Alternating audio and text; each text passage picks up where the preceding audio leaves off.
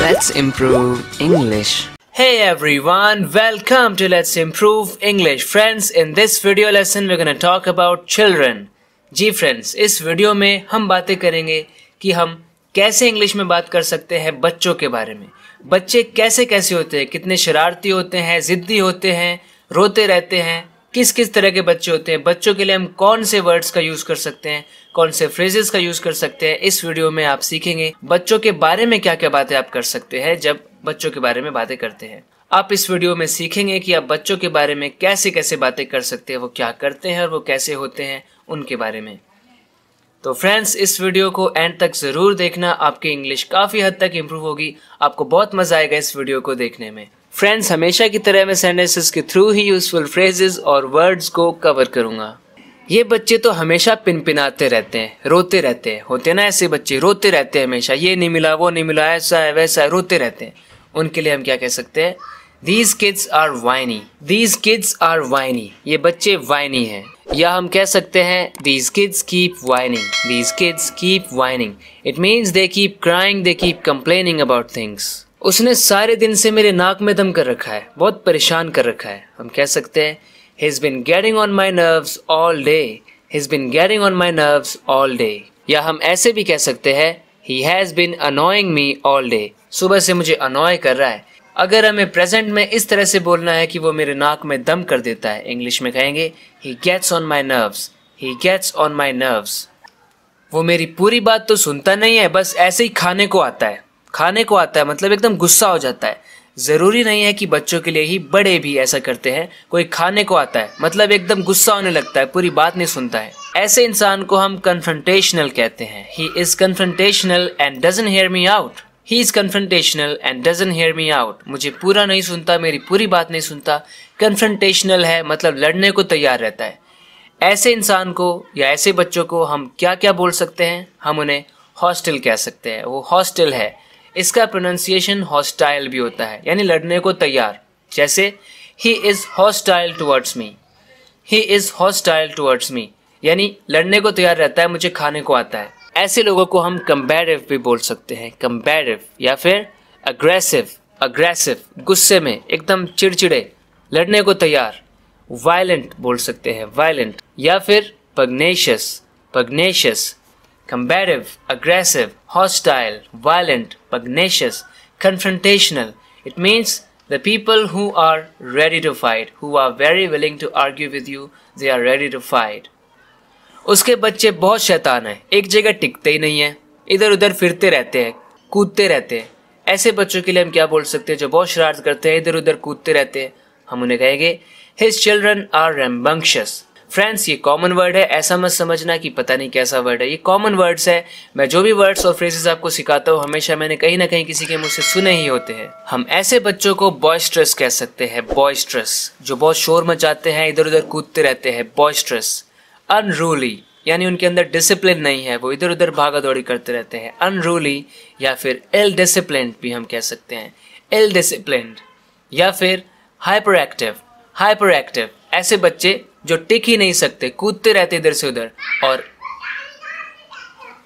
और इन सब का ऑपोजिट है वेल बिहेव्ड, ऐसे बच्चे जो शरारत नहीं करते, एक जगह बैठे रहते हैं अच्छे से, शांति से, वेल बिहेव्ड। आपका लड़का बड़ा ढीठ है, बड़ा ढीठ है मतलब सुनता ही नहीं है, किसी का डर ही नहीं है उसको, ढीठ है, जो करना है वही करना है। हम ऐसे बच्चों को क्या कह सकते हैं? ढीठ को क्या बोल सकते हैं? Your boy is brash, your boy is brash. Impertinent, impertinent, impertinent भी कहते हैं हम ऐसे बच्चों को। या फिर इंसोलेंट, इंसोलेंट। रूड हम कह सकते हैं, डिस्कर्टियस, डिस्कर्टियस।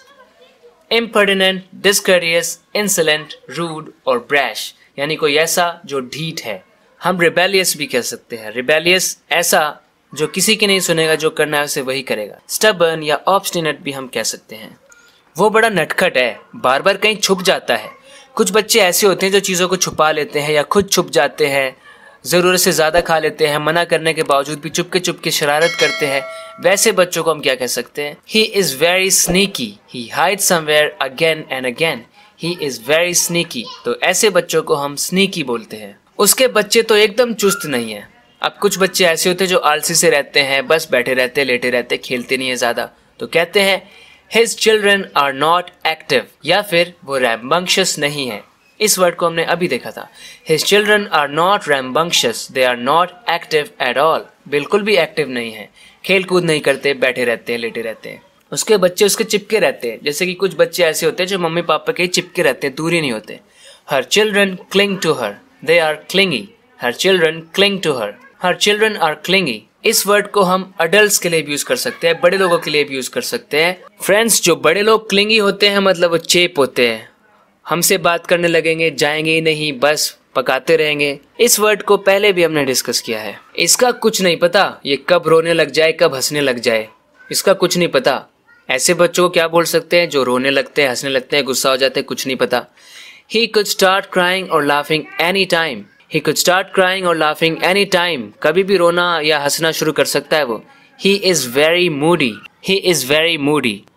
तो ऐसे बच्चों को हम मूडी बोल सकते हैं। फ्रेंड्स, जो भी वर्ड्स और फ्रेजेस हम इस वीडियो में देख रहे हैं, जरूरी नहीं कि उनका यूज हम सिर्फ बच्चों के लिए कर सकते हैं, बड़ों के लिए भी कर सकते हैं। बड़े लोग भी मूडी हो सकते हैं। पैर पटक पटक के क्यों चल रहे हो? बच्चों की आदत होती है, कभी कभी उन्हें गुस्सा आ जाता है, पैर पटक पटक के चलते हैं गुस्से में।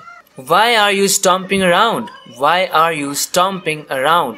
तो फ्रेंड्स, ऐसे पैर पटक पटक के चलने को स्टॉम्प करना बोलते हैं। जैसे वो पैर पटक पटक के अपने कमरे में चला गया। इंग्लिश में कहेंगे He stomped off to his room। He stomped off to his room।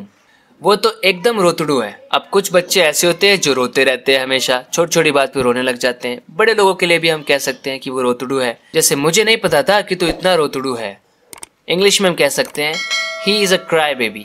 Crybaby। Crybaby हम ऐसे लोगों को कहते हैं जो रोते रहते हैं। I didn't know that you are such a crybaby। I didn't know that you are such a crybaby।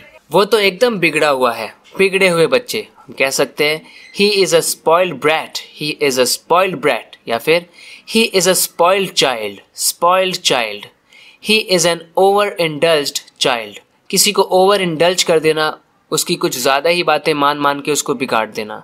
जैसे उसको उसकी माँ ने बिगाड़ दिया, तो इसके लिए हम कह सकते हैं His mother pampered him too much। या फिर His mother overindulged him। His mother overindulged him। किसी को पैम्पर करना, कुछ ज़्यादा ही लाड लड़ाना, तो ज़्यादा ही लाड लड़ा दिए उसकी मदर ने उसको ओवर इंडल्ज कर दिया, उसकी ज़्यादा ही सुन ली। पैर घसीट कर मत चलो, अच्छे से चलो। इसे कहेंगे Don't shamble, walk properly। पैर घसीट कर चलने को हम इंग्लिश में शैम्बल बोलते हैं। Don't shamble, walk properly। Don't drag your feet, ऐसे भी कह सकते हैं। Don't drag your feet यानी पैर घसीट कर मत चलो। बड़ा प्यारा बच्चा है आपका। जब बच्चों की ऐसी तारीफ करते हैं हम कह सकते हैं Your child is adorable or cute। Your child is cute or adorable। वो हमेशा चीज़ें गिराता रहता है, एकदम अनाड़ी है। कुछ बच्चे ऐसे होते हैं जो चीज़ों को खिंडाते मुझाते रहते हैं, मतलब चीज़ों को गिराते रहते हैं। हम उनके लिए कह सकते हैं He keeps dropping things। He is clumsy। He is clumsy। Friends, मुझे पूरी उम्मीद है कि आपको ये वीडियो पसंद आई है। इसी तरह से अपने इंग्लिश को इम्प्रूव करते रहने के लिए इस चैनल को सब्सक्राइब ज़रूर करना अगर आपने अभी तक नहीं किया है तो।